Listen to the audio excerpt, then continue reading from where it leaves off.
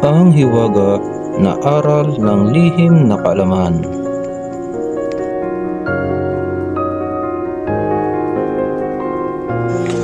Kamusta mga kapatid? Magandang araw sa inyo at welcome muli sa hiwaga ng aral na kaalaman. Mga kapatid, bago po ako magumpisa sa aking ibabahagi sa inyo, ay unang-una po ay nagpapasalamat po ako sa inyo sa patuloy na pagsubaybay nyo sa hiwaga ng aral na kaalaman. Mga kapatid, kung mahilig sa ganitong usapin ay patuloy po kayong subaybay at marami po akong naibabahagi sa inyo na kaalaman na tunay na inyong magagamit sa oras ng inyong pangangailangan patungkol sa espiritual.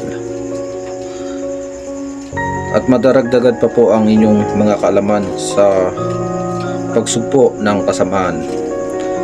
Mga kapatid, dito pong aking ibabahagi sa inyo ay pangkalas ng mga karga ng isang tao na may sakit na ibinibigay ng mga masamang espiritu. Mga kapatid, ito ay 5 orasyon na pangkalas ng karga sa pamamagitan ng tubig. Mga kapatid, ang pamamaraan po nito ay pumili po kayo sa 5 orasyon na ito ng isa. Kapag may sakit espiritual ang isang tao,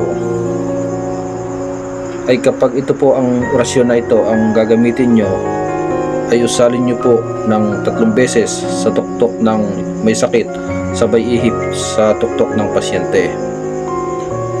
At kumuha po kayo ng 1 basong tubig at usalin nyo rin po ng 3 beses at ihip sa tubig at ipainom nyo sa pasyente.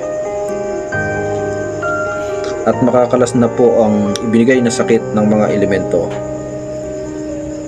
Mga kapatid, sana sa kaunting kaalaman na ito ay muli po akong makatulong sa inyo. Mga kapatid, hanggang sa muli, ito na po ang mga orasyon.